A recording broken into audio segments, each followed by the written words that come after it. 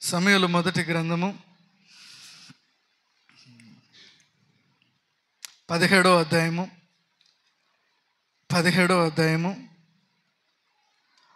37వ వచనం. సింహము యొక్క బలము నుండి, ఎలుగుబంటి యొక్క బలము నుండి నన్ను రక్షించిన యెహోవా ఈ ఫిలిష్తీయుని చేతిలో నుండి నన్ను రక్షించును, నన్ను విడిపించును. దేవునికి మహిమ కలుగును గాక. హల్లెలూయా. రెండు చేతులు పైకెత్తి హల్లెలూయా. తనకంటే ముందు శత్రువు కనపడుతున్నాడు తన ఎదుట. ఆయన చూడడానికి బలంగా ఉన్నాడు, మామూలు బలవంతుడు కాదు. ఆయన ఎదిరించడానికి సైన్యం అంతా భయపడతా ఉంది. ఈవెన్ రాజు కూడా ఆలోచన చేస్తూ ఉన్నాడు. కొన్ని దినముల కొలది అతడు వీళ్ళని ఏం చేస్తున్నాడు? బెదిరిస్తున్నాడు, ఎదిరిస్తున్నాడు. అయినప్పటికీ దావీదు ఆయన ఎదుట నిలబడినప్పుడు దావీదుకి ఇవేవి గుర్తు రాలేదండి. అందరికి అర్థమవుతుందా? దావీదు ఆయన ఎదుట నిలబడినప్పుడు ఇవేవి కూడా గుర్తు రాలే ఆయనకి. ఆయన గుర్తుపెట్టుకున్న విషయం ఒకటి, సింహపు నోట నుండి నన్ను తప్పించిన దేవుడు, ఎలుగుబంటి చేతి నుండి నన్ను తప్పించిన జీవము కలిగిన ఈ దేవుడు నా ఎదుటనున్న ఈ ఫిలిస్తీని చేతిలో నుండి కూడా నన్ను తప్పించగలుగుతాడు. చప్పలు కూడా దేవుని నమ్మని మయపడదాం. హల్లెలూయా, హల్లెలూయా. చాలా మటుకు నేను చెప్తున్నది అదే. ఇప్పుడు నీ ముందున్నటువంటి ఇబ్బంది, నీ ముందున్నటువంటి ఈరుకు, నీ ముందున్నటువంటి ఈ సమీక్ష ఏం చేస్తుందంటే, దేవుడు ఆల్రెడీ ఇంతకుముందు నీ జీవితంలో చేసిన మేలులు మూసివేస్తుంది. అందరికి అర్థమైందా? ఆ విధంగా లేడండి దావీదు ఎప్పుడు కూడా. అందుకే ఆయన అంటాడు కదా, నా ప్రాణం ఆయన చేసిన ఉపకారములలో దేనిని మరువకము. అది ఆయన గుర్తుపెట్టుకున్నాడు కాబట్టే ఈ రోజుటికి కూడా ఇన్ని తరాలు గతించిపోయినా, ఇన్ని సంవత్సరాలు గతించినా ఇంకను ఆయన గురించి మనం ధ్యానం చేస్తున్నాం. అందరికి అర్థమవుతుందా? నేను ఎప్పుడు చెప్తున్న మాటే, ఇప్పుడు నీ ఎదుటనున్న పరిస్థితులు ఆల్రెడీ ఇంతకుముందు దేవుడు నీ జీవితంలో చేసిన మేలులు నీకు కనపడకుండా నీ కన్నులకు మబ్బు కలుగు చేస్తూ ఉన్నాయేమో. దావీదు కూడా ఆ విధంగానే ఉండొచ్చు కదా. ఆయన కూడా ఒకవేళ మర్చిపోతే, ఆయన కూడా ఒకవేళ ఫిలిస్తీయుని చూస్తూ ఉంటే ఆయన కూడా పక్కకు పోయేటోడేమో. కానీ దావీదు ఆయన చూడలేదండి. ఆల్రెడీ ఇంతకుముందు తన జీవితంలో అత్యధికముగా ఆశ్చర్యక్రియలు జరిగించిన దేవుని గుర్తుపెట్టుకున్నాడు. దేవునికి మహిమ కలుగును గాక. హల్లెలూయా, హల్లెలూయా. అందరికీ అర్థమవుతుంది ఈ మాట. పోయిన వారం కూడా మనం విన్నాం, ప్రభా నా తదనంతరము నా యొక్క తరము, నా యొక్క సంతతి నా సింహాసనం ఎక్కాలని దావీదు ప్రార్థన చేయాల. ప్రభా నా జీవితంలో ఊపిరి ఉండేంత వరకు, నా తల వెంట్రుకలు నెరివి వరకు మీరు నాకు శక్తిని ఇస్తే, మీరు నాకు ఆరోగ్యాన్ని ఇస్తే, మీరు చేసిన ఆశ్చర్యక్రియలు నా పిల్లలకు నేను వివరిస్తానన్నారు. దేవునికి మహిమ కలుగును గాక. హల్లెలూయా. ఆయన ప్రార్థన వేరుగుంటుందండి. మీకు ఆ డెప్త్ అర్థమవుతుందో లేదో, ఆ లోతు అర్థమవుతుందో లేదో కానీ, ఆయన ప్రార్థన చేసే రీతి కానీ, ఆయన దేవునితో మాట్లాడే రీతి కానీ, ఆయన దేవుని చూసే విధానం కానీ వేరేది. ఆ స్థితిలోనికి మనం రావాలి. ఈరోజు నీ ముందున్న ఈ సమీక్ష నీకు ఎందుకు అంత పెద్దది కనపడుతూ ఉంది అంటే, ఆల్రెడీ ఇంతకుముందు దేవుడు తప్పించిన విధానం ఏమైంది అది మర్చిపోయినావు నువ్వు. సింహము నోట నుండి తప్పించిన దేవుని మర్చిపోయినావు. ఎలుగుబంటి చేతుల నుండి తప్పించిన దేవుని మర్చిపోతే నీకెవరు కనపడతాడు? నీ ముందున్న గొల్లేత కనపడతాడు. ఆ స్థితిగతులు, ఆ పరిస్థితులు నువ్వు జ్ఞాపకం పెట్టుకుంటే ఈరోజు నీ ఎదుట నిన్న గొల్లేత కూడా ఓడిపోతాడు. నమ్మినోళ్ళు చప్పలు కొట్టి దేవుని నమ్మని మయంపడదు. హల్లెలూయా, హల్లెలూయా. కాబట్టి అందరికి అర్థమవుతుంది ఆ విషయము. కాబట్టి జ్ఞాపకం పెట్టుకోవాలి ప్రియమైన దేవుని బిడ్డలారా. మనల్ని సమస్యలు, ఇరుకులు, ఇబ్బందులు కృంగదీస్తున్న వేళ మనం గుర్తుపెట్టుకోవాలి, మన ప్రాణాలతో సైతం చెప్పుకోవాలి ఏమిటంటే, నన్ను ఆల్రెడీ తప్పించిన దేవుడు, నన్ను ఆల్రెడీ సజీవంగా ఉంచిన దేవుడు, నన్ను ఎప్పుడో లేవనెత్తిన దేవుడు ఇప్పుడు సైతం లేవనెత్తడానికి ఆయన సమర్థుడై ఉన్నారు. దేవునికి మహిమ కలుగును గాక. హల్లెలూయా, హల్లెలూయా. అందరికి అర్థమవుతుందా? కాబట్టి ఈ విధానం ఎవరు మర్చిపోకండి. ఈ యొక్క భక్తి జీవితం ఎవరు మర్చిపోకండి. దావీదు ఆ విషయాలన్నీ గుర్తుపెట్టుకున్నాడు కాబట్టే, ఆ విషయాలు తన హృదయంలో పెట్టుకున్నాడు కాబట్టే దేవుడు ఆయన పక్షముగా నిలబడ్డాడు. దేవునికి మహిమ కలుగును గాక. హల్లెలూయా. కాబట్టి ఈ దినం మన వాక్యంలోకి వెళ్ళిపోదాం. ప్రియమైనటువంటి దేవుని బిడ్డలారా, మన యొక్క జీవితాల్లో మనం ఏ విధంగా ఉండాలంటే మనం కదల్చబడకూడదు, మనం స్థిరత్వము కలిగి ఉండాలి. దేవునికి మహిమ కలుగును గాక.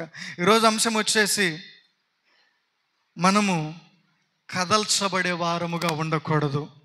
ఏ విధంగా మనం ఉన్నప్పుడు మనము కదల్చబడము. అంశం వచ్చేసి ఏ విధముగా మనము నడిచినప్పుడు మనము కదల్చబడము. వాక్యంలోకి వెళ్ళిపోదాం. కీర్తనల భాగం 125 కీర్తన 1 వచనం. త్వరగా మీరు త్వరగా చదివితే ముందుకు వెళ్తాం. 125 కీర్తన 1 వచనం.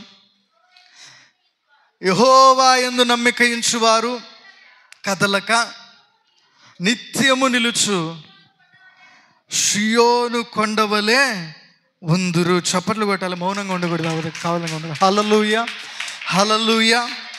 ఎవరి యందు నమ్మిక ఉంచువారంట? చెప్పండి, అందరూ కూడా చెప్పండి. మీరు నాతో మాట్లాడితేనే నేను ముందుకు వెళ్తాను. మీకు తెలుసు కదా ఆ విషయం. ఇక్కడ నుంచి అక్కడికి ఆ చివరి ఉన్న వాళ్ళందరూ కూడా మాట్లాడదాం. ఎవరు కదలకుండా ఉంటారంట నిత్యము? చెప్పాలి, ఇంకొంచెం బిగ్గరగా చెప్పాలి. ఎవరు కదలకుండా ఉంటారంట? యెహోవా యందు. చెప్పండి, నాతో చెప్పండి. యెహోవా యందు నమ్మకముంచువారు ఏ విధంగా ఉంటారంట? కదలరంట. వాళ్ళు నిత్యము నిలిచేటువంటి సియోను కొండలాగా ఉంటారంట. దేవునికి మహిమ కలుగును గాక. హల్లెలూయా. ఈరోజు మన జీవితంలో మొట్టమొదటిగా గుర్తుపెట్టుకోండి, నీ జీవితంలో స్థిరత్వం లేదంటే, నీ జీవితంలో నువ్వు కదల్చబడుతున్నావంటే, నీ యొక్క అడుగు, నీ యొక్క త్రోవ ఇరుకునబడతా ఉందంటే కారణం ఒక్కటే, నువ్వేం చేయట్లేదు? ఎవరి యందు నమ్మకం ఉంచట్లేదు? దేవుని యందు నమ్మకం ఉంచట్లేదు. అనుకున్నాం పోయిన వారం కూడా దేవుడు మనతో చాలా విషయాలు కూడా మాట్లాడారు. అంతకుముందు వారం కూడా నిజముగా మనము నమ్మినటువంటి వారమైతే మనము కదల్చబడమండి. ఎటువంటి పరిస్థితులు వచ్చినా సరే, ఎటువంటి స్థితిగతులు వచ్చినా సరే మనం కదల్చబడం. చూడండి, ఒక విషయం గుర్తుపెట్టుకోండి. ఈవెను చాలామంది ప్రాణం ఆగిపోయినా సరే ఎక్కడికి తీసుకెళ్తారు చెప్పండి? ఎక్కడికి తీసుకెళ్తారు చెప్పండి? ఒక మాట. హార్ట్ బీట్ ఆగిపోయినా సరే ఎక్కడికి తీసుకెళ్తారు చెప్పండి? ఎందుకు తీసుకుపోతారు? ఎందుకు తీసుకుపోతారు చెప్పండి? బ్రతుకుతాడేమో అని ఎక్కడో ఒక నమ్మకం. నమ్మకం అంటే ఆ విధంగా ఉండాలి. దేవునికి మహిమ కలుగును గాక. హల్లెలూయా. శబ్దం ఒకసారి, హల్లెలూయా. మన జీవితాల్లో మనం కూడా అంతే. దేవుని దగ్గరికి వచ్చేసరికి అటువంటి నమ్మకం మనకు కనపడదు. అది కదా, చాలా పరిస్థితులు మనం చూస్తూ ఉంటాం. ఆ పల్స్ ఏమాత్రం చూపికున్నా సరే డాక్టర్ని పిలిచి ఏదో ఒకటి చేపిస్తాం, ఆగిపోయినా సరే. కానీ మన జీవితాల్లో ఒక వారం ఆలస్యం అయితే మన నమ్మకం ఏ విధంగా ఉంటుంది చెప్పండి దేవుని మీద? అందరూ ఆలోచిస్తున్నారా? ఇటువంటి నమ్మకత్వము మనము దేవుని ఎదుట మనము కలిగి ఉండలేదు కాబట్టి, దేవుని ఎదుట మనం కనపరచలేదు కాబట్టి ఈరోజు మనం ఏమైపోతున్నాం? స్థిరులమై ఉండక తప్పిపోతున్నాం దేవునిలో. హల్లెలూయా. నువ్వెవరివైనా సరే, నువ్వు పరిచారకుడివైనా సరే, నువ్వు సేవకుడివైనా సరే, నువ్వు విశ్వాసివైనా సరే, నువ్వు దేవుని యందు నమ్మకం ఉంచితేనే, దేవుని యెడల నమ్మకత్వం కలిగి ఉంటేనే నువ్వు స్థిరత్వం కలిగి ఉంటావు. అందరికి అర్థమవుతున్నాయి మాటలు? సామెతల గ్రంథం 25వ అధ్యాయం 6వ వచనం. సామెతల గ్రంథం 25వ అధ్యాయం 6వ వచనం చదవాలి. 25వ అధ్యాయము 6వ వచనం చదవ. సరే, ఆ మాటలు కాదు. దేవుని నామానికి మహిమ కలుగును గాక. హల్లెలూయా. ఆ మాట ఉంటుంది కదా, నీవు నీ పూర్ణ హృదయముతో ఆయన యందు నమ్మకం ఉంచిన యెడల. ఆ మాట ఒకసారి చూడండి అక్కడ.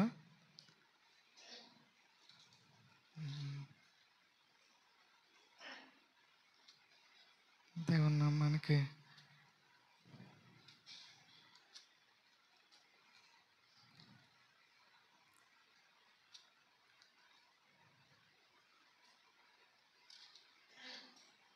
దేవుని నామానికి మహిమ కలుగును గాక. ప్రియమైన దేవుని. సరే, ముందుకు వెళ్దాం. ఇర్మియా గ్రంథం 17వ అధ్యాయం 7వ వచనం. ఇర్మియా గ్రంథం 17వ అధ్యాయం 7వ వచనం ఒకసారి చదువుదాం. యెహోవాను నమ్ముకుని వాడు ధన్యుడు. దేవుని నామానికి మహిమ కలుగును గాక. హల్లెలూయా చెప్దాం ఒకసారి, హల్లెలూయా. యెహోవాను నమ్ముకుని వాడు ధన్యుడు. దాని తర్వాత యెహోవా వానికి ఆశ్రయముగా ఉండును. వాడు ఏ విధంగా ఉంటాడంట? నీటి కాలువల యొద్దన. మీరు వింటున్నారో లేదో, మీరు చదువుతున్నారో లేదో మీకు అర్థం కాదు. నీటి కాలువల ఎవరు నాటబడినటువంటి చెట్టులాగా ఉంటాడంట. హల్లెలూయా. ఎవరిని నమ్ముకున్నవాడు? దేవుని ఎవరినైతే నమ్ముతాడో వారి యొక్క జీవితం ఏ విధంగా ఉంటుందంట చెప్పండి? నీటి కాలువల ఎవరన్నా నాటబడినటువంటి చెట్టులాగా ఉంటుందంట. నమ్మకం అంటే ఏదో అనగాకండి, ఆయన పైన మనం పెట్టవలసినటువంటి విశ్వాసము, ఆ ధైర్యము మనం ఎప్పుడైతే ఆయన పైన మనం కలిగి ఉంటామో, ఆయనలో మనం కలిగి ఉంటామో, మన జీవితం ఏ విధంగా ఉంటుందంట? నీటి కాలువల ఎదుట నాటబడిన చెట్టులాగా ఉంటుందంట. హల్లెలూయా. అది సీజన్ కాకపోయినా సరే అది ఏం చేస్తుంది? ఫలాలు ఇస్తుంది. దానికి వెట్ట తగిలినా సరే అది భయపడదంట. దేవునికి మహిమ కలుగును గాక. హల్లెలూయా. అది చింత నొందదంట, అది కాప మానదంట. కారణం ఏంటి చెప్పండి? అది ఎక్కడుంది? నీటి కాలువల వరనుంది. కారణం ఏంటి చెప్పండి? దేవుని ఆశ్రయించినటువంటి వ్యక్తి యొక్క జీవితం ఆ విధంగా ఉంటుందని దేవుడు ఈ మధ్యాహ్నం మనందరితో కూడా మాట్లాడుతూ ఉన్నారు. హల్లెలూయా చెప్దాం రెండు చేతులు అయితే, హల్లెలూయా. జ్ఞాపకం పెట్టుకోవాలి. మరి మన జీవితాల్లో ఇంకనూ ఎందుకు ఈ విధంగా ఉండలేకపోతున్నాం? ఎందుకు ఇంకనూ మన యొక్క నమ్మకత్వంలో మనం దిగజారిపోతున్నాం అనేది మనల్ని మనం పరిశీలించుకోమని దేవుడు చెప్తున్నాడు ఈ మధ్యాహ్నం. ఒకవేళ నిజంగా నువ్వు నమ్మకం ఉంచితే ఏ విధంగా ఉంటావంటే, కదలక నిత్యము నిలుచు సీయోను కొండవలే. ఒకవేళ నిజంగా నువ్వు నమ్మకం ఉంచితే ఏ విధంగా ఉంటావంట? నీటి కాలువలో ఏదో నాటబడిన చెట్టు వలె. మరి మన జీవితాలు ఏ విధంగా ఉన్నాయండి? ఒక వారం బాగాలేకపోతే మరొక వారం కనపడం, మరొక వారం చర్చికి రాకపోతే మరొకసారి ఆటంకాల్లో పడిపోవడం, మన జీవితాలు సతమతం చేసుకోవడం, తిరిగి దేవుని దగ్గరికి రావడం, మరలా పడిపోవడం, మరలా తప్పిపోవడం, మరలా కట్టుకోవడం, మరలా దేవుని దగ్గర పడ్డం. ఇదే మన జీవితాల్లో చూస్తున్నాం. కానీ క్రమమైన నిజమైనటువంటి నమ్మకమైనటువంటి స్థితి మనలో లేదు. హల్లెలూయా హల్లెలూయా. మీరు ఏమైనా చేసుకోండి, అది వేరే విషయం. కానీ అంటే దేవుని ఎదుట, దేవుని ఎడల, దేవునిలో నమ్మకంగా లేకపోతే మన జీవితం వాడిపోద్ది అని దేవుడు ఇక్కడ స్పష్టంగా సెలవిస్తున్నారు. అందరికి అర్థమైందా?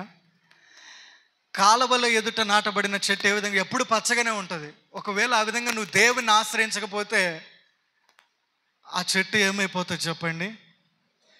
ఎండిపోతుంది, క్షీణించిపోతుంది, సారమును కోల్పోతుంది. కాబట్టి ఈరోజు మన జీవితాల్లో ఏ విధంగా ఉన్నాం?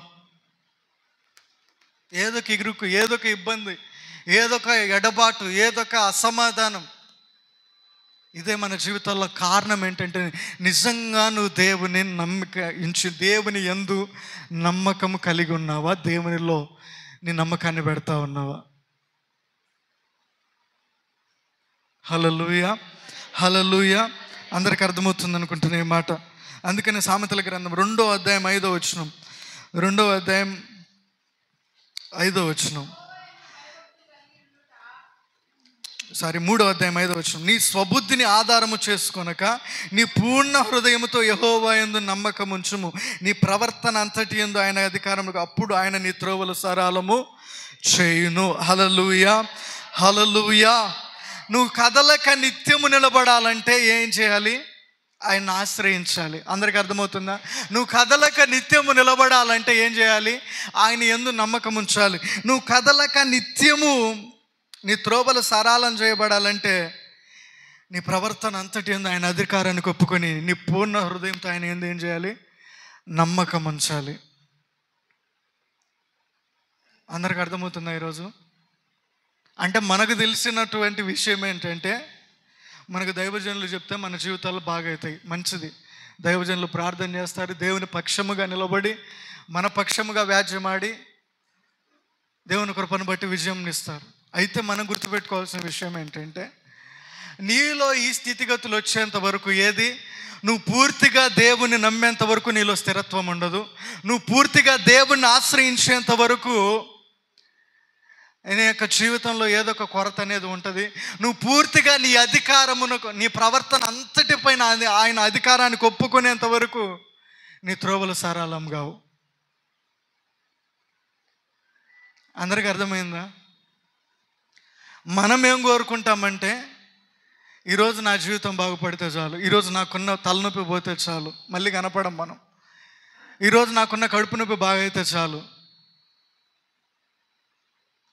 అంతేగాని మన జీవితంలో ఎప్పుడు పూర్తిగా ఆయన పైన ఆనుకుని చేద్దామా, ఎప్పుడు మన యొక్క ప్రవర్తన అంతటికి ఆయన అధికారానికి ఒప్పుకొని జీవిద్దామా అనేటువంటి భక్తి జీవితాలు ఈరోజు సంఘాల్లో చాలా తక్కువగా కనపడుతున్నాయి.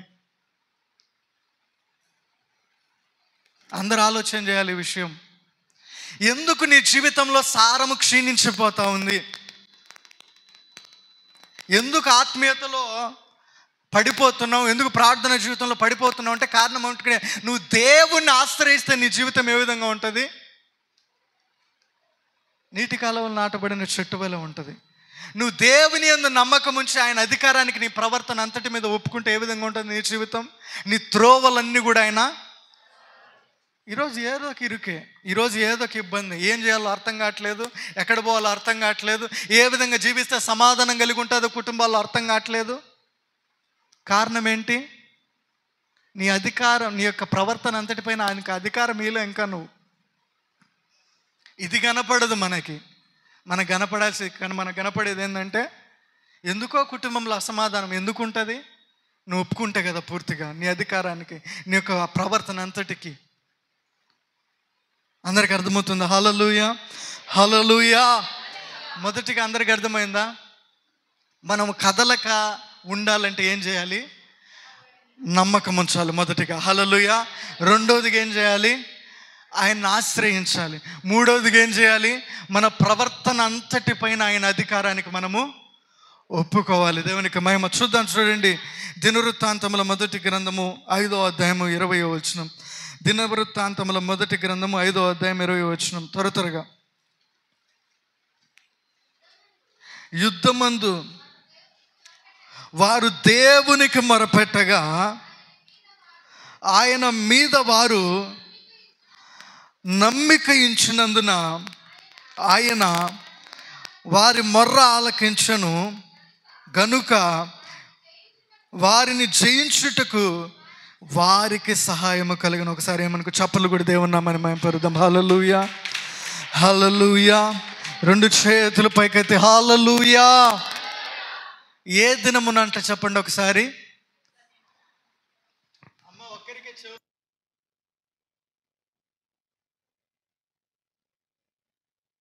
ఏ దినమున ఒకసారి చెప్పండి. చదువులు వచ్చిన వాళ్ళు చేతులు ఎత్తండి ఒకసారి. నాకు చదువు వచ్చిన వాళ్ళు చేతులు ఎత్తండి ఒకసారి. ఏంది అసలు ఎవరు చదువుకోవట్లేదు మిగతా వాళ్ళు? అంటే మీరు చదువుకునేది లేదు, మీకు కూడా తెలియదా? చదువు వచ్చిన వాళ్ళు చేతులు. మొదటి దినవృత్తాంతముల్లో 5:20లో ఏ దినమున వాళ్ళు దేవునికి మొరపెట్టారు? అందరూ చెప్పండి ఒకసారి. అందరూ చెప్పండి ఒకసారి. అందరూ చెప్పండి ఒకసారి. ఏ దినమున? ఏ దినమున? చాలామంది ఏం చెప్తున్నారో కూడా వాళ్ళకి అర్థం కావట్లా. ఏ దినమున మొరపెట్టారు? యుద్ధ దినమున మొరపెట్టారు. కాబట్టి వాళ్ళకి ఏం కలిగిందంటే చెప్పండి? నమ్మకం కలిగిందా? అదే మీరు ఏమింటున్నారో కూడా మీకు తెలియడంలే. క్యాజువల్గా చెప్పాలంటే కొంతమంది యవనస్తులు ఉన్నారే కానీ, కొంతమంది అన్నీ చేయగలిగిన, బైబిల్ చదవగలిగిన వారు ఉన్నారే కానీ, జిడ్డు మొహాలు వేసుకొని చూస్తే మీకేం అర్థం కాదు. నేను చెప్తున్న మాట కరెక్ట్గా ఆలోచన చేసి చెప్పండి. మీరేమనుకున్నా పర్వాలేదు. ఏ దినమున వాళ్ళు దేవునికి మొరపెట్టారు? మరి ఆ విధంగా చెప్పడానికి ఏమైంది మీకు? యుద్ధ దినమున దేవునికి వాళ్ళు మొరపెట్టారు కనుక వాళ్ళకేం కలిగింది చెప్పండి? సహాయం అనేది కలిగింది. దేవునికి మహిమ కలుగును గాక. హల్లెలూయా. యుద్ధ దినమున దేన్ని ఆశ్రయించాలి చెప్పండి? దేవుని ఆశ్రయిస్తారా రాజులు? ఎందుకు తడబడుతున్నారు మీకు? నాకు అర్థం కావట్లేదు. యుద్ధ దినమున రాజులు ఏం చేస్తారు చెప్పండి? అసలు తన సైన్యాన్ని చూసుకుంటారు, తన గుర్రపు బలాన్ని చూసుకుంటారు, తన అంబుల పొదిని చూసుకుంటారు. అన్నీ చూసుకుంటారు, కానీ ఏం చేస్తున్నారంట వీళ్ళు? ఎవరి యందు నమ్మకం ఉంచిండ్రంట? ఎందుకు ఉంచిండ్రు చెప్పండి, అది కూడా చెప్పండి. ఎందుకు ఉంచిండ్రు? సహాయము చేస్తారని వాళ్ళకు నమ్మకం ఉంది. దేవునికి మహిమ కలుగును గాక. హల్లెలూయా, హల్లెలూయా. ఈరోజు మన జీవితాల్లో యుద్ధాలు జరుగుతూనే ఉంటాయి రోజు. అంటే ఏం యుద్ధాలని మీరు అనుకోవచ్చు. అనారోగ్యం అనేది ఒక యుద్ధం, అసమాధానం అనేది ఒక యుద్ధం. ఈ అన్నిటి పరిస్థితుల్లో వాళ్ళు ఆ యొక్క రిపోర్ట్స్ చూస్తూ కూర్చోలేదండి. అందరికి అర్థమైందా? నా సైన్యం ఏ విధంగా ఉందా, నా గుర్రపు బలం ఏ విధంగా ఉందా, ఈ యొక్క సైనిక బలము, ఈ రిపోర్ట్ ఏ విధంగా ఉందని వాళ్ళు చూడలా.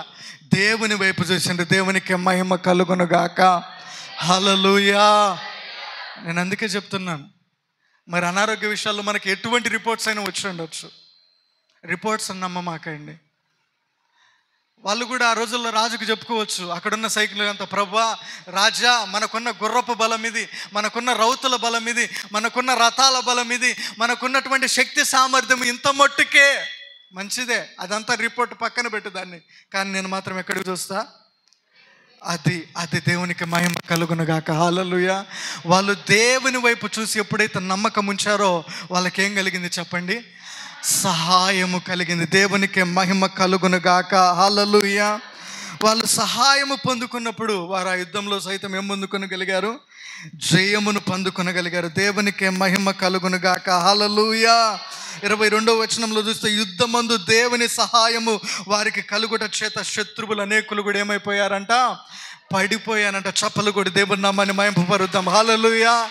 ఈరోజు అటువంటి జయమునిచ్చేటువంటి దేవుని నామము వలన నీ రిపోర్ట్స్ పైన నువ్వు అధికారము పొందుకుందువుగాక. ఆమేన్. హల్లెలూయా, హల్లెలూయా.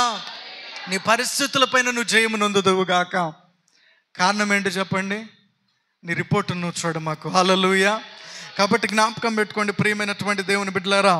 మొదటిగా మనం జ్ఞాపకం పెట్టుకోవాల్సిన విషయం ఏంటంటే, 4వదిగా నువ్వు దేవుని నమ్మితే నువ్వేం చేస్తావు చెప్పండి? యుద్ధ దినమున సైతము దేవుణ్ణి వేడుకుంటావు. దేవునికి మహిమ కలుగును గాక. హల్లెలూయా. నువ్వు దేవుని నమ్మితే నీ స్థితి ఏ విధంగా ఉంటుంది? నీ కళ్ళ ముందు యుద్ధముకునకు సైన్యం వస్తున్నా సరే నువ్వు ఎవరి ఎదుట మోకాళ్ళు ఉన్నుతావు? దేవుని ఎదుట. కారణం ఏంటి? ఆయన మాత్రమే నాకు సహాయం చేయగలిగిన దేవుడు. అందరికి అర్థమవుతుంది నా పాయింట్? నువ్వు నిజంగా దేవుని నమ్మితే యుద్ధ దినమున నువ్వు దేన్ని వేడుకుంటావు? దేవుని వేడుకుంటావు. మరి ఈరోజు దేవుని వేడుకునేటువంటి స్థితి మనకుందా? లేకపోతే ముందు సైన్యం వచ్చేస్తా ఉంది, దేవుడు ఏం చేస్తారులే, నా బలాన్ని నేను వేసుకుని పోయి జయం పొందుదాం అనుకుంటున్నావా? అర్థమైందా? పోనీలే, నాకు అనారోగ్యం క్షీణించిపోతా ఉంది, ఇంకా చివరి స్టేజ్ అని చెప్పారు, లాస్ట్ స్టేజ్ అని చెప్పారు, నాకు తెలిసిన డాక్టర్ ఉన్నాడు, ఆయన ఎక్కడికో సరిగ్గా. ఇవన్నీ కాదు నువ్వు చూడాల్సింది. ఎవరిని వేడుకోవాలి? అది దేవునికి మహిమ కలుగును గాక. హల్లెలూయా, హల్లెలూయా. నువ్వు నమ్మితే కదలకుండా ఉంటావు, నువ్వు ఆశ్రయిస్తే చిగురిస్తావు, నువ్వు నిజంగా నమ్మకం ఉంచితే ఏ విధంగా ఉంటావు? నీ ప్రవర్తన అంతటికి ఆయన పైకి నీకు అధికారాన్ని ఇస్తావు. నువ్వు నమ్మితే యుద్ధ దినమున సైతం దేవుని నీకు సహాయం చేయమని వేడుకుంటావు. దేవునికి మహిమ కలుగును గాక. హల్లెలూయా. ఇవి ఏవి లేకుండా నాకు నమ్మకం ఉందని చెప్పే వాళ్ళు చాలామంది ఉన్నారు ఇక్కడ. ఇవి ఏవి లేకుండా, ఈ పరిస్థితులు లేకపోతే ఈ లక్షణాలు ఏవి లేకుండా నాకు దేవుడు అంటే నమ్మకం ఉందనే వాళ్ళు చాలామంది ఉన్నారు. మరి ఏది మీరు పొందుకున్న మేలేది? మీరు పొందుకున్న జయం ఏది? అందరికీ అర్థమవుతుందా? కాబట్టి ముందుకు వెళ్దాం. అదే కీర్తనల భాగంలో నుంచి 13వ కీర్తన 5వ వచనం. కీర్తన 13:5 త్వరగా.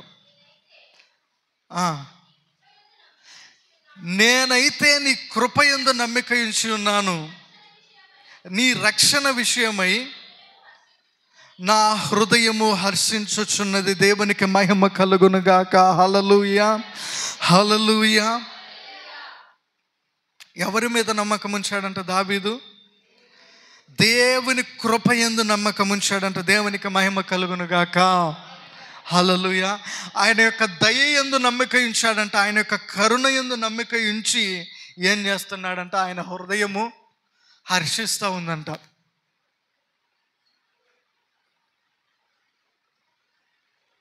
కాబట్టి జ్ఞాపకం పెట్టుకోవాలి మనమందరం కూడా. ఈరోజు మనమందరము దేని యందు నమ్మిక ఉంచి ఉన్నాం, ఎవరి యందు నమ్మిక ఉంచి ఉన్నాం, ఎలా నమ్మిక ఉంచి ఉన్నాం అనేది ఈ క్వశ్చన్లన్నీ కూడా మనల్ని మనం వేసుకోవాలి ఈరోజు. అప్పుడే మన జీవితాలు మార్చబడతాయి. అందరికి అర్థమవుతుందా ఈ మాట? ఏం చేశాను? నీ కృప యందు నమ్మిక ఉంచి ఉన్నాను కదా, నీ రక్షణ విషయమై నా హృదయం హర్షించుచున్నది. యెహోవా నాకు మహోపకారములు చేసి నేను ఆయనను కీర్తించదను. దేవునికి మహిమ కలుగును గాక. మూడవదిగా లేకపోతే ఆరవదిగా ప్రియమైన దేవుని పిల్లలు మనం జ్ఞాపకం పెట్టుకోవాల్సిన విషయం ఏంటంటే, నువ్వు దేవుని నమ్మితే ఏం చేస్తావంటే నువ్వు దేవుని ఘనపరుస్తావు. దేవునికి మహిమ కలుగును గాక. హల్లెలూయా, హల్లెలూయా.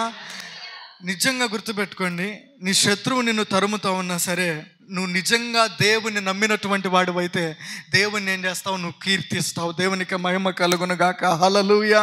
అదే కీర్తన 28:7 చూసినట్లయితే, 28వ అధ్యాయం 7వ వచనం, యెహోవా నా ఆశ్రయము, నా కేడము, నా హృదయము ఆయన యందు నమ్మిక ఉంచును గనుక నాకు సహాయము కలిగిను గనుక కావున నా హృదయము ప్రహర్షించుచున్నది. కీర్తనలతో నేను ఆయనను స్తుతించుచున్నాను. దేవునికి మహిమ కలుగును గాక. హల్లెలూయా. అందరికి అర్థమైందా? కాబట్టి అందుకే ఇంకా మన జీవితాల్లో ఇంకా లోతుగా వెళ్ళాలి. మీరు ఖచ్చితంగా ఆలోచన చేస్తే ఈ మాట మీకు అర్థమవుతుంది. ఏంటి అక్కడ ఉన్నటువంటి లోతు అంటే, నిజంగా నువ్వు దేవుని నమ్మితే నీ లేమిలో కూడా నువ్వు దేవుని గణపరుస్తావు. దేవునికి మహిమ కలుగును గాక. హల్లెలూయా, హల్లెలూయా, హల్లెలూయా. మీకు అర్థం కావాలంటే దావీదు రాజు గురించి నేను మళ్ళీ చెప్తున్నాను. అందరూ పోయి ఎవరిని చూస్తున్నారు? గొల్లియాతునే చూస్తున్నారు. అందరికీ అర్థమైందా? ప్రతి ఒక్కరు పోయి గొల్లియాతునే చూస్తున్నారు. కానీ దావీదు ఏం చేశాడు చెప్పండి? అవన్నీ కాదు, అతన్ని పడగొట్టినోనికి ఏం గిఫ్ట్ ఇస్తారో చెప్పండి అని అడిగాడు. దేవునికి మహిమ కలుగును గాక. హల్లెలూయా. అది నమ్మకం అంటే. అందరికి అర్థమైందా? అందరూ ఆయన్ను చూసి భయపడతా ఉంటే ఈయన పోయి ఏం చేశాడంట? ఇవన్నీ కాదు, ఆయన్ను పడగొడితే నాకేం బహుమానం ఇస్తారు? అది దేవుని యందు మనం ఉంచవలసినటువంటి నమ్మకం అది. అందుకనే దావీదు మహారాజు ఏమంటున్నారు? నా పరిస్థితి ఏ విధంగా ఉన్నా సరే నేను నీ యందు నమ్మిక ఉంచున్నాను, నేను నిన్ను కీర్తిస్తాను, నేను నిన్ను. అది నమ్మకం. దేవునికి మహిమ కలుగును గాక. హల్లెలూయా, హల్లెలూయా. అదే కీర్తన 26:1 యెహోవా నేను యథార్థవంతుడనై ప్రవర్తించుచున్నాను, నాకు తీర్పు తీర్చుము, ఏమీయు సందేహపడకుండా యెహోవా యందు నేను నమ్మిక ఉంచి ఉన్నాను. హల్లెలూయా, హల్లెలూయా. అందరికీ అర్థమైన ఎంతవరకు చెప్పిన మాటలు? నువ్వు నమ్మితే కదల్చబడవు, నువ్వు ఆయన్ని ఆశ్రయిస్తే చిగురిస్తావు, నువ్వు ఆయన అధికారాన్ని ఒప్పుకుంటే నీ త్రోవలు సరళమవుతాయి. అందరికి అర్థమైందా? నువ్వు నిజంగా ఆయనను నమ్మితే యుద్ధ దినమున ఆయనను వేడుకుంటావు. నువ్వు నిజంగా ఆయన నమ్మితే ఆయన గణపరుస్తావు. నువ్వు నిజంగా ఆయన నమ్మితే నీ జీవితంలో సందేహం అనేటువంటిది ఉండదు. హల్లెలూయా, హల్లెలూయా. డౌట్ అనేటువంటిది ఉండదండి. చాలామంది ఇది బాగా అవుతుందా కాదా? ఈవెన్ ఇంకొక ఆశ్చర్యకరమైన విషయం ఏంటంటే, సాక్ష్యం చెప్పే వాళ్ళు కూడా ఏ విధంగా చెప్తున్నారంటే, మీరు మారండి, ముందు సాక్ష్యం చెప్తున్నారు మంచిదే, మీరు చెప్పేది ఏ విధంగా చెప్తున్నారంటే, మా పాస్టర్ దగ్గరికి రండి, ఎన్ని వారాలకు బాగయ్యేది మీకు చెప్తాడు, ఎన్ని రోజులకు బాగయ్యేది మీకు చెప్తాడు, ఎన్ని ఆదివారాలు వస్తే బాగయ్యేది మీకు చెప్తాడు. అదేనా మీరు చెప్పాల్సిన సాక్ష్యము? ఆ రోజు నేను చర్చికి వెళ్ళాను, దేవునికి మాటకు లోబడ్డాను, దైవజనులు నా ద్వారా దేవుడు నాతో మాట్లాడారు, ఈరోజు నా జీవితం ఈ విధంగా ఉంది, ఇప్పటికీ నేను దేవుని సన్నిధిలోనే అంటుకట్టబడి ఉన్నానని చెప్పాలి. ఇన్ని రోజులు రాండి అని చెప్తే ఫోన్లు చేసే వాళ్ళు కూడా, ఈవెన్ దైవజనుల పక్క నుండి, అంటే ఇంట్లోనే ఉంటాను కదా, పక్క నుండి నేను కూడా చాలాసార్లు వినేది, అన్న ఎన్ని రోజులు బాగైతుంది చెప్పు. అది కాదండి మనం నేర్చుకోవాల్సింది. భక్తి జీవితంలో ఇంకా చాలా మనం లోతుగా పోవాలి. అందరికి అర్థమైందా? హల్లెలూయా చెప్పాలి ఒకసారి, 2 చేతులు ఎత్తి హల్లెలూయా. ఏమి సందేహపడకుండా నా హృదయం ఎవరిపైన నమ్మకం ఉంచిందంటే దావీదు యొక్క హృదయము డౌట్ లేదు ఇంకా. కాబట్టి ఈరోజు మన జీవితాల్లో నేను దేవుని నమ్మినా, నేను మీ మాటలు నమ్మినా అని చెప్పుకుంటా మిమ్మల్ని మీరు మోసపరుచుకోవాకండి ఇంకా డౌట్లు పెట్టుకొని. అందరికి అర్థమైందా? నువ్వు నిజంగా దేవుని నమ్మితే నీలో ఏముండదు, సందేహం అనేది, ఆ సందేహానికి తావు ఉండదు, ఇంకా చోటు ఉండదు దానికి. ఇంకా ఈరోజు డాక్టర్లను నమ్ముతాం మనం డౌట్ లేకుండా, రిపోర్ట్స్ నమ్ముతాం మనం డౌట్ లేకుండా, లేదంటే శోధ చెప్పేవాడిని నమ్ముతాం డౌట్ లేకుండా. కానీ దేవుని దగ్గరికి వచ్చేసరికి ఇది బాగవుతుందా కాదా, ఇది బాగవుతుందా కాదా, నీలో ఆ సందేహం ఉంది కాబట్టే నీ జీవితం ఇంకా ఈ విధంగా ఉంది. అందరికి అర్థమవుతున్నాయా? హల్లెలూయా. నువ్వు నిజంగా దేవుని నమ్మినటువంటి వాడవైతే 7వదిగా నీలో ఏముండకూడదు, సందేహం అనేటువంటిది ఉండకూడదు. ముందుకెళ్దాం చూడండి, అదే కీర్తన 4:5. త్వరగా, నీతియుక్తమైన బలులు అర్పించుచు, ఇంకొంచెం బిగ్గరగా చదవండి అమ్మా, ఇంకొంచెం బిగ్గరగా. యెహోవాను ఏ యుక్తమైన బలులు అర్పించాలంట? ఒక్క మాటలో చెప్పాలంటే దీంట్లో ఉన్నటువంటి అర్థం నేను చెప్తున్నాను, అందరూ కూడా జ్ఞాపకం పెట్టుకోండి. మన నమ్మకం అనేది ఏ విధంగా ఉండాలంటే క్రియాపూర్వకంగా ఉండాలి. అందరూ చెప్పండి, క్రియాపూర్వకంగా. అందరూ చెప్పాలి, క్రియాపూర్వకంగా. మన నమ్మకం ఏ విధంగా ఉండాలి? క్రియలు కలిగినదై ఉండాలి మన నమ్మకం. నీతియుక్తమైన బలులు అర్పించి ఏం చేయాలంట మనము? యెహోవాను నమ్ముకొనుడి. ఈరోజు చూడండి ప్రియమైనటువంటి దేవుని బిడ్డలారా, నిజంగా దేవుని సంగమా, దేవునికి ఇష్టకరంగా మనం జీవించం, దేవునికి ఇష్టకరంగా మనం ప్రవర్తించం, దేవునికి ఇష్టపూర్వకంగా మనం జీవించం. కానీ మనం ఏం చెప్తాం? దేవుడు అంటే నమ్మకం ఉంది అంటాం. దేవుడు అంటే నమ్మకం నీకేంటి దయాలకు కూడా ఉంది, కానీ నీ జీవితం మార్చబడాలి ముందు. అందరికి అర్థమైందా? నీతియుక్తమైన బలులు అంటే దేవునికి ఇష్టకరముగా మనము జీవిస్తూ ఆయన నమ్ముకోవాలి. దేవునికి మహిమ కలుగును గాక. హల్లెలూయా, హల్లెలూయా. ఆయనకి ఇష్టకరంగా నువ్వు జీవించకుండా నేను ఆయన నమ్ముకున్నాను, ఆయన అంటే నాకు ఇష్టము, ప్రతి ఆదివారం నేను చర్చికి వెళ్తానని చెప్పుకుంటే ఏమన్నా ఉపయోగం ఉంటుందా? నీతియుక్తంగా జీవించాలి, నీతియుక్తంగా నీ జీవితాన్ని బలిగా ఆయనకు సమర్పించాలి, నీతియుక్తంగా నువ్వు చేసే ప్రతి క్రియ ఆయనకు సమర్పణ కలిగినటువంటిది ఉండాలి. అదేది లేకుండా దేవుడు అంటే నాకు నమ్మకం ఉందంటే నువ్వు ఒక్క మాటలో చెప్తున్నాను, నువ్వు మూర్ఖుడవే, మూర్ఖురాలవే. నీలో పునాది ఏర్పడే వరకు, నీలో ఆ బేస్ ఉండేంత వరకు నువ్వు ఎటువంటి ఇది కూడా చూడలేవు, నువ్వు ఎటువంటి కార్యం కూడా చూడలేవు. నీతియుక్తమైన బలులు అర్పించాలంట, దేవునికి ఇష్టకరంగా జీవించాలంట ప్రతి విషయంలో కూడా. మరి ఈరోజు నువ్వు చేసే ప్రార్థన ఏ విధంగా ఉంది?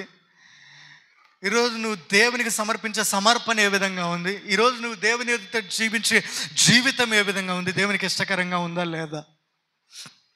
ఆ విధంగా లేకుండా నేను నమ్మకం ఉంచున్నానంటే కుదరదు, జరగదు. కాబట్టి అందరూ ఆలోచన చేయాలి. ముందుకెళ్దాం. 8వదిగా ఏమని మాట్లాడుతున్నారు దేవుడు మనతో? నీతియుక్తమైన బలులు అర్పించాలి. దేవునికి మహిమ కలుగును గాక. హల్లెలూయా. మన నమ్మకం అనేది క్రియాపూర్వకంగా ఉండాలి. అందరికి అర్థమైందా? అర్థమైందా లేదా చెప్పండి ఒకసారి. డాక్టరు పలానా రోజు రండి మీకు అపాయింట్మెంట్ ఇస్తున్నానంటే మనం ఎప్పుడు వెళ్తాం? మనం ఎప్పుడు వెళ్తాం చెప్పండి? ఆ రోజు 11 గంటలకు రండి అంటే మనం ఎప్పుడు వెళ్తాం చెప్పండి? అంటే ఏం చూపిస్తున్నావు నువ్వు అక్కడ? క్రియ చేస్తున్నావు. మీకు అర్థం కావడానికి నేను చెప్తున్నా, మళ్ళీ దీనికి సమయం కేటాయించి. క్రియ చేస్తున్నావు. కానీ చర్చిలోకి వచ్చేసరికి ఏం చేస్తాను చెప్పండి? అదే మనలో లేనిది. ఏదో ఒక విషయాల్లో మనం ఏం చేస్తాం? లోపం చూపిస్తూ ఉంటాం మనం. కాబట్టి అందుకే మన జీవితాల్లో ఏం కావట్లేదు, ఇంకా స్థిరత్వం అనేది రావట్లేదు, ఇంకా కదల్చబడతానే ఉన్నాం మనమందరం కూడా. కాబట్టి జ్ఞాపకం పెట్టుకోవాలి ఈరోజు ప్రియమైనటువంటి దేవుని బిడ్డలారా. ముందుకెళ్దాం. అదే కీర్తన 62:6. కీర్తన 62:6. ఆయనే నా ఆశ్రయ దుర్గము, నా రక్షణాధారము, నా ఎత్తైన కోట ఆయనే, నేను కదిలింపబడను. దేవునికి మహిమ కలుగును గాక. హల్లెలూయా, హల్లెలూయా. అందరికి అర్థమవుతుంది ఈ మాట? అందరు జ్ఞాపకం పెట్టుకోండి. ఇప్పటి వరకు మనం ఒక్కటే ఒక మాట విన్నాం. అదేంటి చెప్పండి? కీర్తన 125:1. నువ్వు కదలకుండా ఉండాలంటే నువ్వేం చేయాలంట? నమ్మకత్వం కలిగి ఉండాలంట. అంటే ఆ నమ్మకం అనేది ఏ విధంగా దేవుని ఎదుట మనం కనపరచాలని ఇంతవరకు మనం తెలుసుకున్నాం. మీకు అర్థమైందా లేదా? నువ్వు నమ్మితే నీ సొబుద్ధిని ఆధారం చేసుకోవు. అర్థమైందా?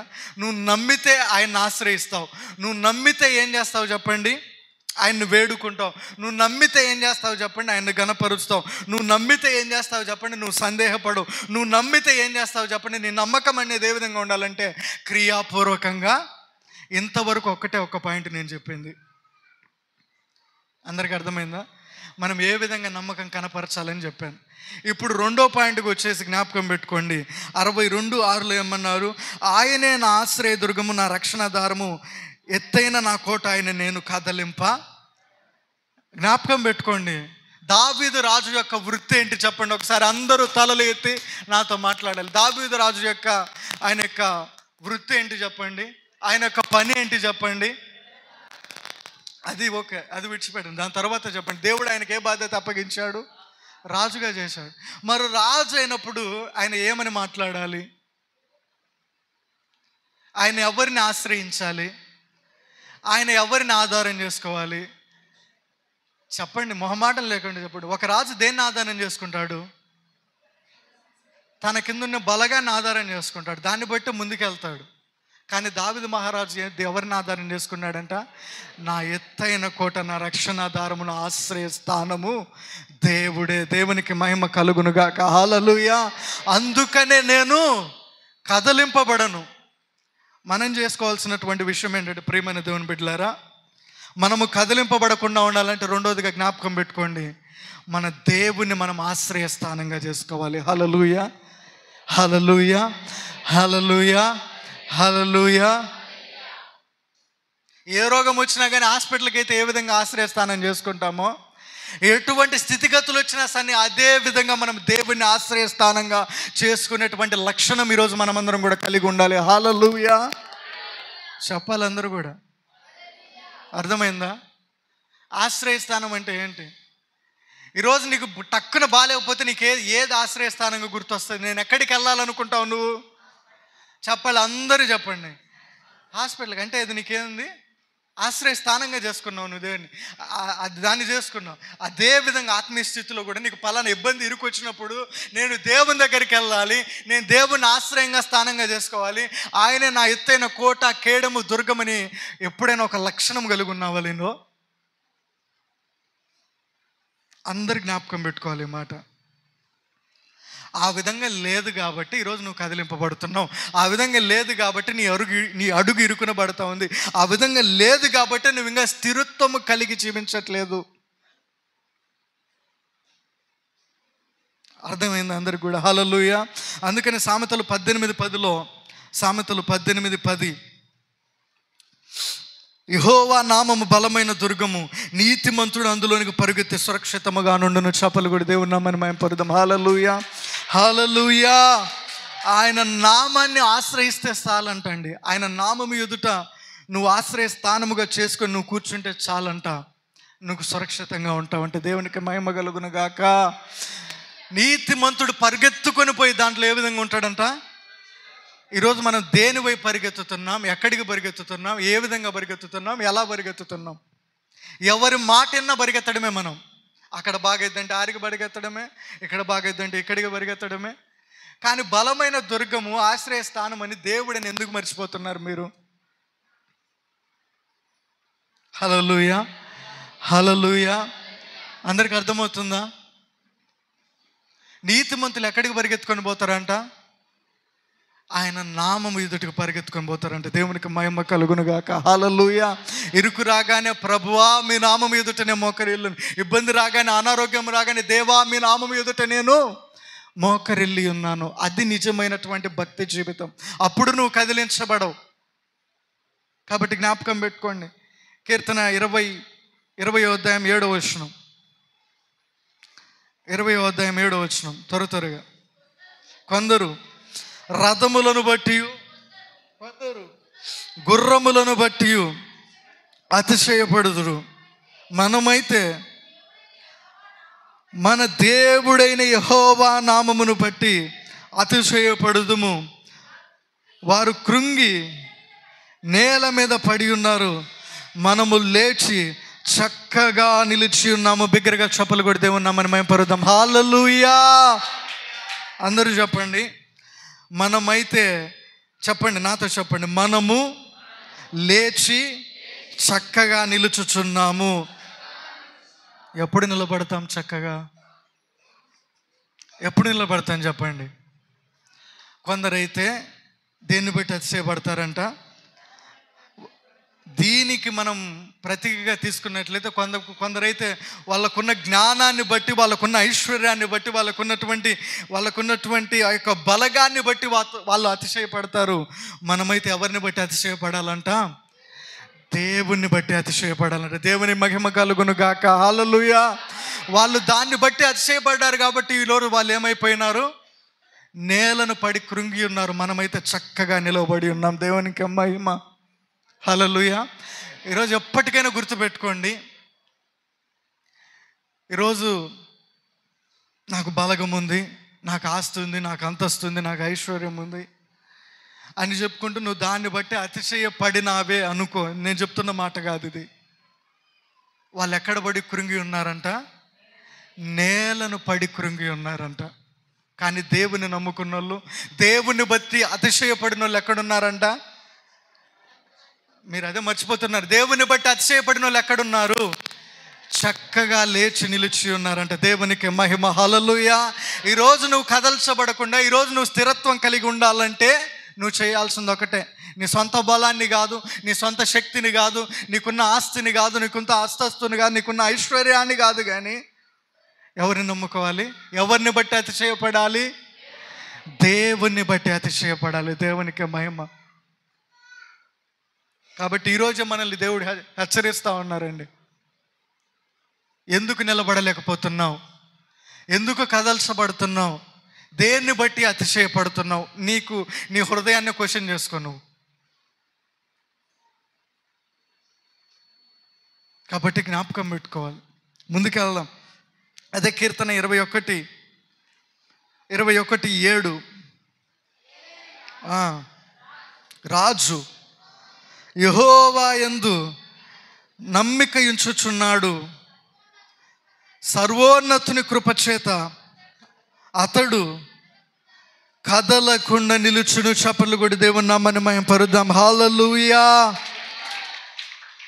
రాజు ఎవరి యందు నమ్మకం ఉంచిండంట? ఇదే ఇందాక మాట నేను చెప్పింది.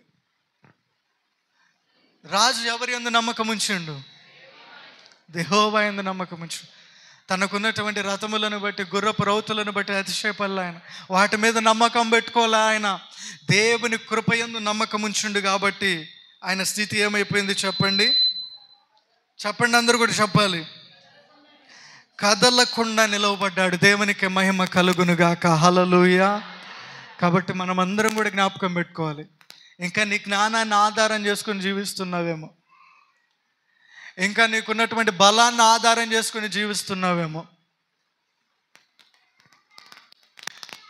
కాబట్టి అందరూ కూడా జ్ఞాపకం పెట్టుకోవాలి. అందరూ కూడా ఆలోచన చేయాలి. ప్రియమైనటువంటి దేవుని బిడ్డలారా, మనం ఎప్పుడైతే రాజులు సైతం ఆయన యందు నమ్మకం ఉంచుతున్నారు, కానీ అధికారులు సైతం ఆయన యందు నమ్మకం ఉంచుతున్నారు, కానీ ఈరోజు ఆ నమ్మకము దేవుని ఎదుట మనలో కనపడకపోతే మనలో స్థిరత్వం ఉండదు, మనము స్థిరులము కాలేము. కాబట్టి అందరూ కూడా జ్ఞాపకం పెట్టుకోవాలి. దేన్ని బట్టి అతిశయపడుతున్నావు? ఎందుకు కదిలించబడుతున్నావు? ఎందుకు స్థిరత్వం ఉండట్లేదు? దేన్ని నమ్ముకొని ఉన్నావు నీ జీవితంలో?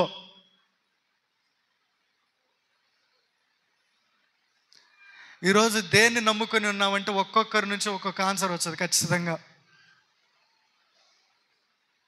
నాకు నా ఆస్తి ఉంది, నా పిల్లలకు కూడా ఏ ఇబ్బంది లేదు, లేకపోతే నా వెనకాల నాకు గొప్ప సంపదలు ఉన్నాయి, నాకు ఎటువంటి ఇబ్బంది లేదు, లేదంటే మా వంశము గొప్పది, మా తరము గొప్పది, మాకు ఎటువంటి ఇబ్బంది లేదు, మా కుటుంబం మా ఊరిలో గొప్పదని చెప్పుకుంటారు చాలామంది. కానీ ఈరోజు నేను దేవుని బట్టి ఉన్నానని చెప్పుకునే వాళ్ళు చాలా తక్కువ. హల్లెలూయా. అందుకే మన జీవితంలో స్థిరత్వం లేదండి. కాబట్టి జ్ఞాపకం పెట్టుకొని ముందుకు వెళ్దాం. చివరి మాటల్లోకి వచ్చి ఉంటున్నాం. ఇప్పటికి 2 మనం విని ఉంటున్నాం, 2 మాటలు విని ఉన్నాం. మొదటికి వచ్చేసి కదలకుండా ఉండాలంటే నమ్మకం ఉంచాలి. నమ్మకం ఏ విధంగా ఉంచాలో తెలుసుకున్నాం. రెండవదిగా కదలకుండా ఉండాలంటే మనము ఎవరిని ఆశ్రయస్థానంగా చేసుకోవాలి? దేవుని ఆశ్రయస్థానముగా. ఎందుకు చేసుకోవాలి? రాజులు సైతం ఎవరిని ఆశ్రయస్థానంగా చేసుకున్నారు? దేవుని ఆశ్రయస్థానంగా చేసుకున్నారు. హల్లెలూయా. మూడవదిగా చూడండి, అదే కీర్తన 16:8. కీర్తన 16:8. సదాకాలము యెహోవా యందు నా గురి నిలుపుచున్నాను, ఆయన నా కుడి పార్శ్వమందు ఉన్నాడు గనుక నేను కదల్చబడను. మరొకసారి చెప్పులు కూడా దేవుని నామమున మహిమపరుద్దాం. హల్లెలూయా, హల్లెలూయా. రెండోది వచ్చేసి ఆయన ఆశ్రయిస్తే నువ్వు కదల్చబడవు, ఆయన ఆశ్రయస్థానంగా చేసుకుంటే నువ్వు కదల్చబడవు. అందరికి అర్థమైందా? ఆయన్ను బట్టి అతిశయిస్తే నువ్వు కదల్చబడవు. మూడోది వచ్చేసి ప్రియమైన దేవుని బిడ్డలారా, ఆయన యందు గురి నిలిపితే నువ్వు కదల్చబడవు. అందరు చెప్పండి, ఆయన యందు ఏం నిలపాలి? మనం అందరము గురి నిలిపినప్పుడు మనం ఏం చేయబడము? కదల్చబడము. దావీదు మహారాజు అదే అంటున్నారండి. ఏమని అంటున్నారంటే ఇక్కడ సదాకాలం అంట, నాకు బాగలేనప్పుడే కాదు, నాకు అనారోగ్యం ఉన్నప్పుడే కాదు, నాకు ఇంకోటి కావాల్సినప్పుడే కాదు, నా స్థితిగతులు పరిస్థితులు ఏ విధంగా ఉన్నా సరే సదాకాలము నా గురి మాత్రము, చెప్పండి అందరూ చెప్పండి, నా గురి మాత్రము దేవుని మీదనే. హల్లెలూయా. మరి జ్ఞాపకం పెట్టుకోవాలి. ఈరోజు చూడండి, చాలామంది ఈవెన్ యవనస్తులు సైతం పెద్దవాడిని సైతం ఎవరిని అడిగినా కానీ ఎందుకు అంత ప్రయాసపడుతున్నావు, ఎందుకు అంత ప్రాకులాడుతున్నావు అంటే నాకు ఒక డ్రీమ్ ఉంది, లేకపోతే నేను ఒకటి అనుకున్నాను, దాన్ని సాధించడానికి నేను ప్రయాసపడుతున్నాను అంటారు. అంటే దాని మీద నువ్వేం పెట్టుకున్నావు? గురి పెట్టుకున్నావు. గురి పెట్టుకున్న దాని మీదకి నువ్వు అంత ప్రాకులాడుతూ ఉంటావే. చాలామందికి ఈ రోజుల్లో డిఎస్సి కొట్టాలని ఒక గురి, అర్థమైందా?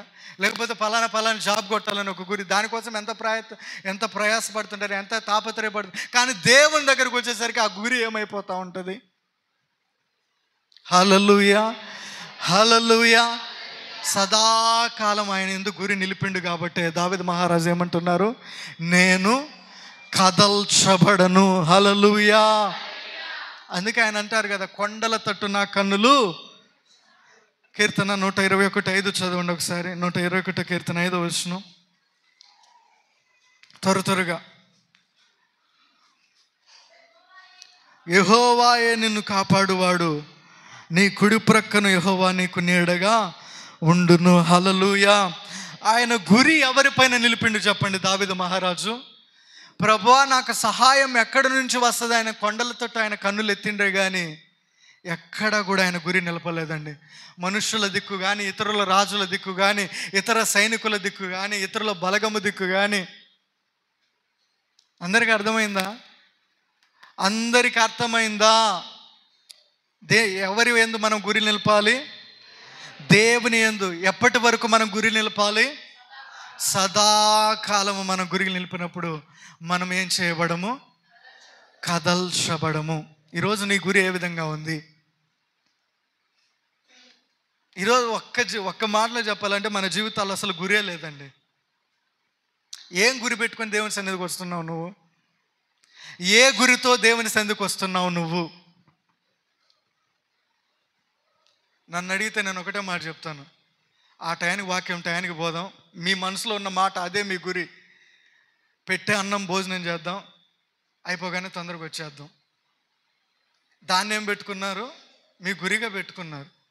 మీ గురిగా దాన్ని పెట్టుకున్నారు కాబట్టి ఈరోజు గురి లేని జీవితాల్లో ఇంకా స్థిరత్వం లేకుండా ఉన్నారు. ఆ విధంగా కాకుండా ఒక గురి, సమయానికి చర్చి పోవాలి, చేయాలి, ఇది ఒక గురి. కాబట్టి మీరు ఎంతైనా చేసుకోండి, మీరు ఏమైనా చేసుకోండి. ఈవెన్ ఒక పాస్టర్ కొడుకు నేను కూడా గురి లేకుండా నా జీవితం జీవించాను అనుకోండి, నాకు బ్రతుకు కూడా అంతే. దేవునికి మొహమాటం ఉండదు. ఈరోజు నీకు ఆస్తి ఉండొచ్చు, అంతస్తు ఉండొచ్చు, ఐశ్వర్యం ఉండొచ్చు, కానీ దేవుని విషయమైన ఒక గురి లేకపోతే ఇంకంతే, ఇంకది. కాబట్టి జ్ఞాపకం పెట్టుకోండి. చివరి 2 మాటలు, కీర్తన 112:4 112:4 త్వరగా.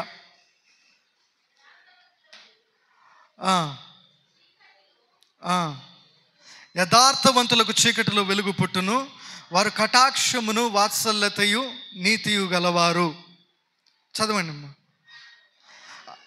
దయాళురు అప్పిచ్చువారును భాగ్యవంతులు, న్యాయ విమర్శలో వారి వ్యాజ్యము గెలుచును, అట్టివారు ఎప్పుడును కదిలింపబడరు. దేవునికి మహిమ కలుగును గాక. హల్లెలూయా, హల్లెలూయా. 4వదిగా వచ్చేసి, ప్రియమైనటువంటి దేవుని బిడ్డలారా, మనలో యథార్థత అనేది ఉంటే మనము కదిలించబడము. దేవునికి మహిమ కలుగును గాక. హల్లెలూయా. ప్రతిదీ పాయింట్ వాక్యానుసారంగానే ఉంటుంది. ఏదో ఒక మాట వాక్యం చెప్పి ఏదో ఒక మాట ఇంకోటి చెప్తే ఎటువంటి ఉపయోగం ఉండదు. ఇప్పటివరకు ఎన్ని మాటలు మనం తెలుసుకున్నాం? ఇప్పటివరకు 3 మాటలే మనం తెలుసుకున్నాం. ఇంతసేపు చెప్పి 3 మాటలే అంటావేంద్ర అనుకోవచ్చు మీరు. మొదటిగా, నువ్వు కదలకుండా ఉండాలంటే ఏముండాలి? దేవుని పైన నమ్మకం పెట్టాలి. ఆ నమ్మకం ఏ విధంగా పెట్టాలని తెలుసుకున్నాం. 2వదిగా, ఆయన ఆశ్రయ స్థానంగా చేసుకోవాలి. 3వదిగా, ఆయన యందు గురి నిలపాలి. అందరి క్లారిటీ ఉందా లేదా? 4వదిగా వచ్చేసి ఏమని చెప్తా ఉంది ఇక్కడ? యథార్థత కలిగి ఉండాలి. హల్లెలూయా. నువ్వు కదిలించబడకుండా ఉండాలంటే యథార్థత కలిగి ఉండాలి. ఈ లక్షణాలు అక్కడున్నాయి కదా లక్షణాలు. ఆ 112వ కీర్తనలో అక్కడ రాయబడిన లక్షణాలు, 4వ వచనం నుంచి 6వ వచనం వరకు రాయబడిన లక్షణాలు నువ్వు ఎప్పుడైతే కలిగి జీవిస్తావో నీ జీవితంలో నువ్వు కదల్చబడవు. దేవునికే మహిమ కలుగును గాక. హల్లెలూయా. నేనేమన్నా తప్పు చెప్తున్నానా లేదా? ఒకసారి చెప్పండి. నేనేమన్నా తప్పు చెప్తున్నానా? యథార్థవంతులు ఏం చేస్తారంటే చెప్పండి, ఎప్పుడు కూడా కదల్చబడరంట. అందరికి అర్థమైందా? కాబట్టి మనం ఏం చేయాలి? యథార్థ కలిగి ఉండడానికి మనం ప్రయాసపడాలి. యథార్థ కలిగి జీవించడానికి మనం ప్రయాసపడాలి. ఒక మాటలో చెప్పాలంటే ఇక్కడ కదలింపబడనే దానికి ఇంకా చాలా అర్థాలు ఉన్నాయండి. స్థిరంగా ఉంటారు, వాళ్ళు ఎట్టి పరిస్థితులు వచ్చినా జడియరు, కదల్చబడరు. హల్లెలూయా, హల్లెలూయా. కారణం ఏంటి చెప్పండి? యెహోవాయే వారి కుడి ప్రక్కను నీడగా ఉండును. కారణం ఏంటి? వారు గురి నిలిపారు, వారి యథార్థత కలిగి జీవించారు. చివరి పాయింట్ అదే కీర్తన 15వ అధ్యాయం 5వ వచనం. కీర్తన 15:5 త్వరగా. ఈ పాయింట్ మీరు అందరూ కూడా గుర్తుపెట్టుకోండి. చివరి మాట. అసలు ఈ కీర్తనను పట్టుకొని నేను ఈరోజు వాక్యం చెప్పాలనుకున్నా. 15వ కీర్తన మొదటి వచనం నుంచి చివరి వచనం వరకు కూడా మీరు గమనిస్తే, ప్రియమైన దేవుని బిడ్డలారా, 5వ వచనం చూస్తే బి పార్ట్లో, ఈ ప్రకారము చేయువాడు ఎన్నడును కదల్చబడడు. హల్లెలూయా. ఈ 15వ కీర్తనలో ఎన్ని వచనాలు ఉన్నాయి మొత్తము? ఈ 5 వచనాల్లో రాయబడినటువంటి మాటల ప్రకారం ఎవరమైతే మనం జీవిస్తామో, ఈ ప్రకారము చేయువారు ఎన్నడును కదల్చబడరు. అర్థమైందా? హల్లెలూయా, హల్లెలూయా. యథార్థమైన ప్రవర్తన కలిగి ఉండాలి. 2వ వచనంలో హృదయపూర్వకంగా నిజం పలకాలి, అబద్ధములు ఆడకూడదు, పొరుగు వారి మీద నిందలు మోపకూడదు కదా. యెహోవా యందు భయభక్తులు గల వారిని సన్మానించాలి. ప్రమాణము చేయగా నష్టము కలిగినా కూడా మాట తప్పకూడదు, ద్రవ్యము వడ్డీకి ఇవ్వకూడదు. ఈ ప్రకారము జీవించువాడే ఎన్నడును. ఇంకా మీకే వదిలేస్తాను నేను. అందరికీ అర్థమైందా? ఈ లక్షణాలన్నీ, క్వాలిటీస్ అన్నీ మనము కలిగి ఉన్నామా లేదా? హల్లెలూయా. ఇవి లేకపోవడం వల్లనే మన జీవితాల్లో స్థిరత్వం లేదేమో. మీరు ఏ విషయంలో కూడా కాంప్రమైజ్ కావకండి. నేను ఈ చిన్న విషయమే కదా చేస్తున్నాను, ఏం కాదులేని. ప్రతి విషయంలో కూడా దేవునికి మహిమ కలుగును గాక. హల్లెలూయా. అబద్ధాలు పలకూడదు, దేవుని యందు భయభక్తులు కలిగి సన్మానించాలి, వడ్డీకి ఇవ్వకూడదు. దాని తర్వాత హృదయపూర్వకంగా నిజాలు మాత్రమే చెప్పాలి. ఈ ఒక్క లక్షణాలన్న మనలో ఉన్నాయా చెప్పండి? మనలో ఉన్నాయా చెప్పండి? కానీ మనం ఏం చెప్తాం? నాకు దేవుడు అంటే నమ్మకం ఉంది. నీకు దేవుడు అంటే నమ్మకం ఉంది, మంచిదే. కానీ ఆ పొందుకోవాల్సిన క్వాలిటీ నీలో లేదే. అర్థమవుతుందా? హల్లెలూయా, హల్లెలూయా. కాబట్టి జ్ఞాపకం పెట్టుకోవాలి, ఈ లక్షణాలు మనలో లేనంత కాలము రాసి పెట్టుకోండి, గుర్తుపెట్టుకోండి. నేను మరీ చెప్తున్నాను, మీలో స్థిరత్వం అనేది ఉండనే, కదల్చబడతానే ఉంటారు, కదిలింపబడతానే ఉంటారు.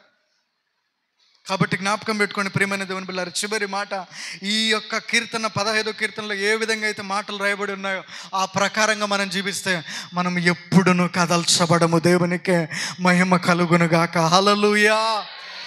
తిరిగి మొదటికి వద్దాం. 125వ కీర్తన మొదట్లో ఏమన్నారు? యెహోవా యందు నమ్మకముంచు వారు కదలక నిత్యము నిలుచు సియోను కొండ వలె ఉంటారంట. అసలు సియోను కొండతోనే నమ్మకం ఉంచే వారిని దేవుడు ఎందుకు పోల్చారు? చాలాసార్లు మనకు అసలు డౌట్ లేరు ఆ వాక్యం చదివితే. అసలు అన్ని కొండలు ఉన్నాయి కదా, ఎన్నెన్నో పర్వతాలు ఉన్నాయి, ఎన్నెన్నో కొండలు ఉన్నాయి బైబిల్లో. కానీ సియోను కొండతోని ఎందుకు పోల్చారు దేవుడు నమ్మకం ఉంచే వారిని? అదే కీర్తనలో 132:13 132:13 యెహోవా సియోనును ఏర్పరచుకుని ఉన్నాడు, తనకు నివాస స్థలముగా దానిని కోరుకొని ఉన్నాడు. ఇది నేను కోరుకొనిన స్థానము, ఇది నిత్యము నాకు విశ్రమ స్థానముగా ఉండును, ఇక్కడనే నేను నివసించదను. దేవునికి మహిమ కలుగునుగాక. హల్లెలూయా. ఆయన రాకడ పర్యాంతము వరకు సియోను కొండ అనేది ఏ విధంగా స్థిరంగా ఉంటుందో, ఎప్పుడైతే నువ్వు ఆయన యందు నమ్మకం ఉంచుతావో నువ్వే విధంగా ఉంటాడంట? కదలక నిత్యము నిలుస్తావంట. దేవునికి మహిమ కలుగునుగాక. హల్లెలూయా. నువ్వు నిజంగా నమ్మకం ఉంచితే నువ్వే ఆయనకి ఒక విశ్రమ స్థానం అవుతావు. దేవునికి మహిమ కలుగునుగాక. హల్లెలూయా. నువ్వు నిజంగా నమ్మకం ఉంచితే ప్రియమైనటువంటి దేవుని సంగమా, ఆయనకు నివాస స్థలంగా ఉంటావు. నువ్వు నిజంగా నమ్మకం ఉంచితే ఆయన ఏర్పరచుకున్నటువంటి వ్యక్తిగా ఉంటావు. నువ్వు నిజంగా నమ్మకం ఉంచితే ఆయన నీలో వచ్చి నివసిస్తారు. దేవునికి మహిమ కలుగునుగాక. హల్లెలూయా. అందుకని సియోనుతో పోల్చారు, సియోను కొండతో పోల్చారు దేవుడు. నమ్మకం ఉంచేవారు ఈక్వల్స్ టు దేనికంటే సియోను కొండ. ఎవరైతే నమ్మకం ఉంచుతారో, అది నువ్వైనా సరే నేనైనా సరే, నీలో దేవుడు నివసించాలని ఆశపడుతున్నారు. నిన్ను విశ్రమ స్థానంగా దేవుడు చేసుకోవాలని ఆశపడుతున్నారు. నిన్ను ఏర్పరచుకుని ఉన్నారని దేవుడు ఆశ కలిగి ఉన్నారండి. అందరికీ అర్థమైందా? అందరికీ అర్థమైందా లేదా చెప్పండి ఒకసారి. ఎందుకు సియోను కొండతోనే దేవుడు పోల్చారు? ఎందుకంటే అది దేవుడు కోరుకున్నటువంటి, నువ్వు నమ్మకం ఉంచితే నువ్వు దేవుడు కోరుకున్నటువంటి